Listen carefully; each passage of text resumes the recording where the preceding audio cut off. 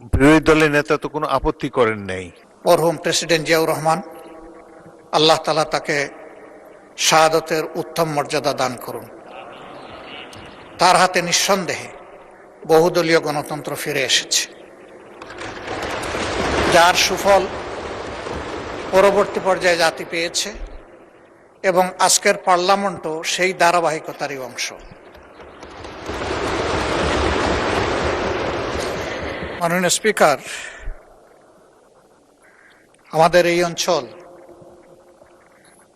দুইবার স্বাধীন হয়েছে। 47-এ একবার, 23 বছর পরে আবার মহান মুক্তিযুদ্ধের মধ্য দিয়ে দ্বিতীয়বার। আমি মহান মুক্তিযুদ্ধে যারা দেশ এবং জাতির জন্য বীরত্বপূর্ণ ভূমিকা রেখে লড়াই করেছিলেন, তাদের সকলের প্রতি গভীর শ্রদ্ধা নিবেদন করছি। বিরোধী দলের নেতা 10 মিনিটের মধ্যে শেষ করুন। 10 minute. Sorry, 10 minute. Thank you. মাননীয় স্পিকার,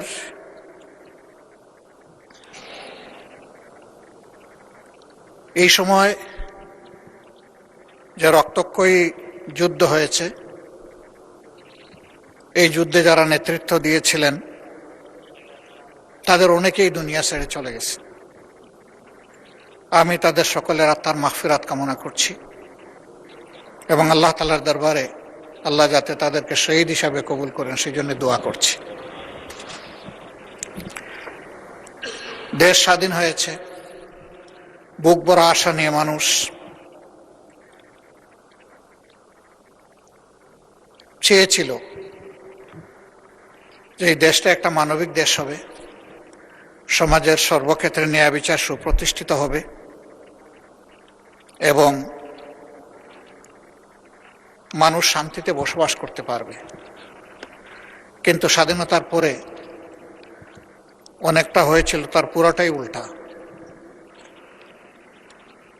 মানুষের ম্যান্ডেটকে অস্বীকার করার কারণে যে যুদ্ধটি অনিবার্য হয়ে উঠেছিল, জনগণের রায়কে সম্মান দেখাতে ব্যর্থ হওয়ার কারণে বেদনার সাথে জাতি লক্ষ্য করল দেশের শাসক এবং শাসকেরা সেটাই ভুলে গেলেন। তাদের শাসন ক্ষমতার এক পর্যায়ে এসে বহুদলীয় গণতন্ত্রকে হত্যা করে তারা একদলীয় বাকশাল কায়েম করলেন। এই বাকশাল কায়েমের ইতিহাসও খুব বেদনাদায়ক। সংসদে আমি জানি না 73-এর যে সংসদ গঠিত হয়েছিল, আজকের এই সংসদে সেই রকম কোনো সদস্য উপস্থিত আছেন কিনা আমার ধারণা নেই। এই সংসদ মাত্র 7 মিনিট আলোচনা করে বহুদলীয় গণতন্ত্রকে হত্যা করেছিল এবং একদলীয় বাকশালের জন্ম দিয়েছিল। এর মধ্য দিয়ে দেশের তখনকার বিদ্যমান সবগুলা রাজনৈতিক দলকে নিষিদ্ধ ঘোষণা করা হয়েছিল। এমনকি আওয়ামী লীগ এতটা বেপরোয়া হয়েছিল যে আওয়ামী লীগ নামে তারা নির্বাচন করে 70 এবং 73 সালে ক্ষমতায় আসলো, তারা স্বয়ং আওয়ামী লীগকেও নিষিদ্ধ ঘোষণা করল। 75-এর পট পরিবর্তনের পর ক্ষমতার ধারাবাহিকতায়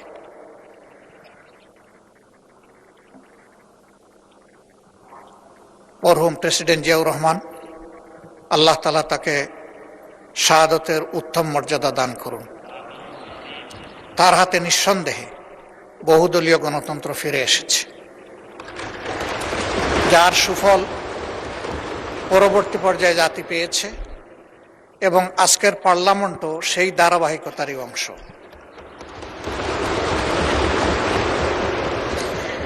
তিনি জনগণের মনের ভাষা পড়তে পেরেছিলেন। এই জন্যে তাকে যখন নির্মমভাবে খুন করা হলো, তখন দুনিয়া থেকে বিদায় নেওয়ার সময় তিনি ইতিহাসের বিরল সম্মান নিয়ে বিদায় নিয়েছিলেন। আমরা তখন মেডিকেল কলেজের ছাত্র, আমরা দেখি নাই উনি কোন দলকে প্রতিনিধিত্ব করতেন, আমরা দেখেছি উনি জনগণের ভালোবাসার প্রেসিডেন্ট ছিলেন। এই জন্য আমরা দলমতের ঊর্ধ্বে উঠে সবাই মিলেমিশে সেদিন আমরা কি করতে পারবো, একটু কোরআন খতম করেছি, চোখের পানি দিয়ে তার জন্য দোয়া করেছি। এরপরে তার ইন্তেকালের পরে বাংলাদেশ আবার অস্থিরতার মধ্যে ঢুকে এবং ক্রমান্বয়ে সেই অস্থিরতার মধ্যে দিয়ে জাতি চলছে। আমরা এসে বর্তমান সময়ে উপনীত হয়েছি। এই বিলে প্রস্তাবনা করা হয়েছে যে জিনিসটা স্বাধীনতার পরে তখনকার শাসকও আনেন নাই, মরহুম প্রেসিডেন্ট জিয়াউর রহমান রাহিমাহুল্লাহ তিনিও আনেন নাই, তিনবারের অতি সম্মানীয় প্রধানমন্ত্রী তিনিও আনেন নাই। এই জিনিসটা নিয়ে আসলেন সংজ্ঞায় অন্তর্ভুক্ত করে ফ্যাসিস্টের বিকৃত একজন প্রতিভু শেখ হাসিনা, এবং পরবর্তী পর্যায়ে ইন্টারিম গভর্নমেন্ট তার ধারাবাহিকতা রক্ষা করেছে সামান্য পরিবর্তন সহ। কি আছে এখানে? আছে তৎকালীন তিনটা সংগঠনের নাম নেওয়া হয়েছে: তৎকালীন মুসলিম লীগ, জামাতে ইসলামী, নিজামে ইসলাম পার্টি। পাক সেনাবাহিনীর সাথে আরো কিছু অ্যান্সিলারি ফোর্সের সাথে তিনটা রাজনৈতিক দলের নাম এসেছে, এবং বর্তমান উপস্থাপনায় বা প্রস্তাবনায় তৎকালীন এই তিন সংগঠনের কথা বলা হয়েছে। আল্লাহ ভালো জানেন 71 সালের এই চরম সময়ে কার কি ভূমিকা ছিল। আল্লাহ তাআলা তার নিখুঁত পূর্ণাঙ্গ একমাত্র সাক্ষী, বাকি আমরা যারা আছি তারা আংশিক সাক্ষী, কিন্তু আল্লাহ তাআলাই পূর্ণাঙ্গ সাক্ষী। আমরা চাই প্রিয় বাংলাদেশ রাজনীতির সুস্থ ধারায় জনগণের প্রতি দায় এবং দরদ নিয়ে, দেশের প্রতি ভালোবাসা নিয়ে এই দেশে প্রত্যেকটি রাজনৈতিক সংগঠন তার কার্যক্রম পরিচালনা করুক। 1979 সালে পলিটিক্যাল পার্টিজ রিভাইভাল অ্যাক্টের মধ্য দিয়ে স্বয়ং আওয়ামী লীগও আবার তাদের পুনর্জন্ম হয় বাংলাদেশে, এবং সে সময় যে কয়টি দল ছিল তারা সকলেই রাজনীতি করার এই সুবিধাটুকু বা তাদের অধিকারটুকু তারা ফিরে পান। আমরাও সেই সময় ফিরে পেয়েছি। এই জন্য আল্লাহ তাআলার কৃতজ্ঞতা আদায় করার পাশাপাশি যে মহান ব্যক্তি এই উদ্যোগ নিয়েছিলেন তারও কৃতজ্ঞতা আমরা আদায় করছি। আমরা কখনো এটা ভুলে যাইনি, ভুলে যাব না। আমরা সেই দায় দরদ ভালোবাসা নিয়েই 79 সাল থেকে বাংলাদেশে আমাদের রাজনৈতিক সাংগঠনিক কর্মকাণ্ড পরিচালনার চেষ্টা করছি। আগামীর দিনগুলোতেও আর জাতিকে বিভক্ত নয়, বরঞ্চ ঐক্যবদ্ধ করে আমরা যাতে একটি মাথা উঁচু করে দাঁড়ানো সম্মানের জাতি গঠন করতে পারি, সব দলের এটি হোক অঙ্গীকার। আমরা আর এই জাতিতে কোনো বিভক্তি চাচ্ছি না। আজকে এই বিল মহান সংসদে এসেছে। এই কয়টি সংক্ষিপ্ত কথা বলে আমি পরম সম্মানিত এই মহান সংসদের উপর এর ভার ন্যস্ত করে আমার কথা আমি এখানেই শেষ করছি। ধন্যবাদ মাননীয় স্পিকার, আমাকে সময় দেওয়ার জন্য। 2 মিনিট সময় আমি কম নিয়েছি। ধন্যবাদ মাননীয় বিরোধী দলের নেতা। জাতীয় মুক্তিযোদ্ধা কাউন্সিল বিল সম্পর্কে জাতীয় নাগরিক পার্টি এনসিপি তাদের কোনো আপত্তি নেই। এই বিষয়টি সংসদে নজরে আনার জন্য তারা লিখিতভাবে আমার অনুরোধ করেছেন। এখন আমি মুক্তিযুদ্ধ বিষয়ক মাননীয় মন্ত্রীর যে অবিলম্বে বিবেচনার জন্য প্রস্তাব করেছেন এই সম্পর্কে আমি ভোটে দিচ্ছি। সংসদের সামনে প্রশ্ন হচ্ছে, সংসদে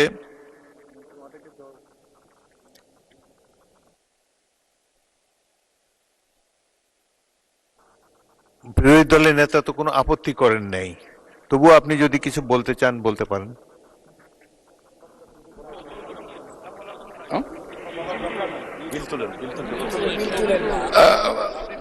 মাননীয় স্পিকার, আমাকে এই সংসদে বা এই মহান সংসদে এই উত্থাপিত আকারে বিলটি তুলবার জন্য আপনার কাছে অনুমতি প্রার্থনা করছি।